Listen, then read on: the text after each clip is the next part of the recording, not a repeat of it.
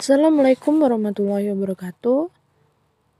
Halo teman-teman semua, kembali lagi bersama saya Zakia Karina dengan MPM 521177 dari kelas 4E PGSD dengan mata kuliah telaah kurikulum dan dosen pengampu Bapak Tio Gusti Satria MPD. Baiklah teman-teman, pada video pembelajaran kali ini saya akan menjelaskan tentang pembelajaran tematik dan integratif per mata pelajaran berbasis abad ke-21 dan proyek penguatan profil Pancasila.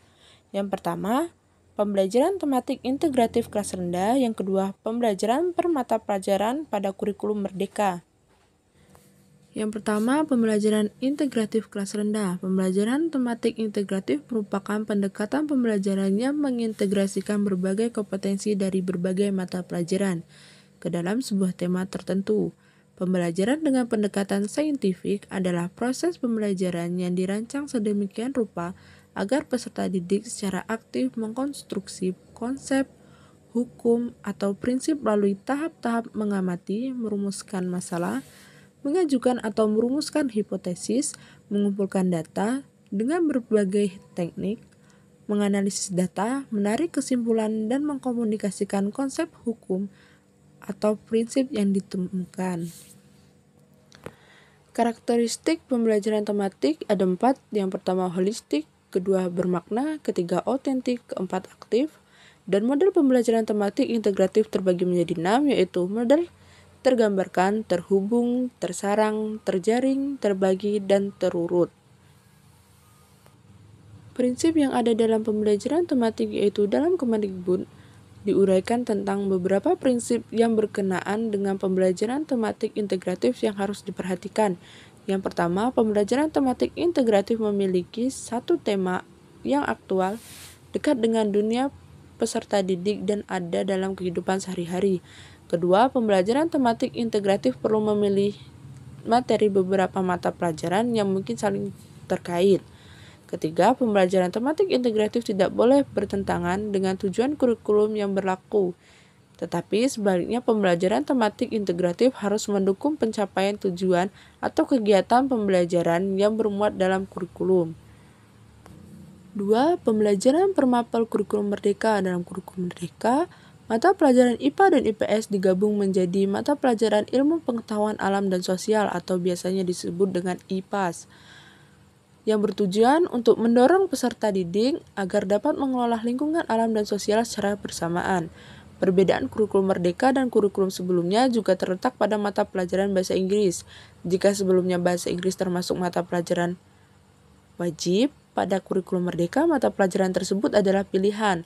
Ada pula pembelajaran berbasis proyek yang dilakukan minimal 2 kali dalam 1 tahun. Pembelajaran ini bertujuan untuk menguatkan profil pelajaran Pancasila, karakter, dan kompetensi berdasarkan nilai-nilai luhur Pancasila yang diharapkan tumbuh pada peserta didik. Mata pelajaran SD di kurikulum merdeka. Struktur kurikulum SD kelas 1. Pada kelas 1 SD fase A beban belajar di kelas 1 1 tahun berjumlah 36 minggu dan alokasi waktu 1 jam 35 menit.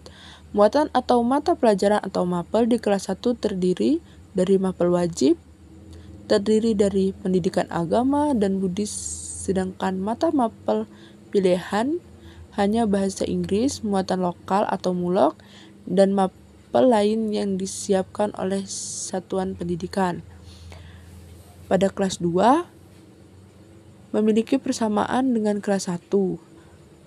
Perbedaannya pada penambahan alokasi waktu di 2 mata pelajaran yaitu bahasa Indonesia menjadi 252 yang asalnya 216. Di kelas 1 matematika menjadi 180 yang asalnya 144. GP. Di kelas 1, total alokasi waktu pembelajaran intrakurikuler bertambah menjadi 900. GP asalnya 828. Pada kelas 3, struktur kurikulum kelas 3 memiliki alokasi waktu yang sama di setiap mata pelajaran. Di kelas 3, secara umum struktur kurikulum kelas 3 memiliki kesamaan dengan kelas 1 dan kelas 2.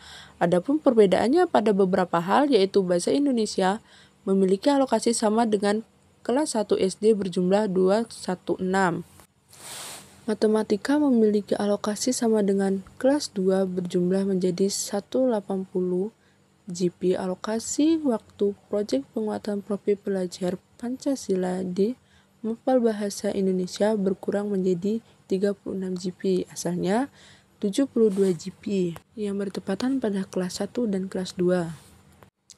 Proyek penguatan profil pelajar Pancasila. Kegiatan proyek penguatan profil pelajar Pancasila atau 5P bertujuan untuk memperkuat upaya pencapaian profil pelajar Pancasila.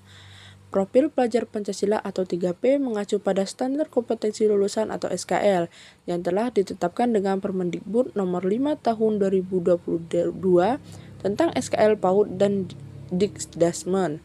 Profil pelajar Pancasila terdiri dari 5 dimensi, yaitu dimensi beriman, bertakwa kepada Tuhan Yang Maha Esa, dan berakhlak mulia, akhlak beragama, berkebenekaan global, gotong royong, mandiri, bernalar, dan kreatif.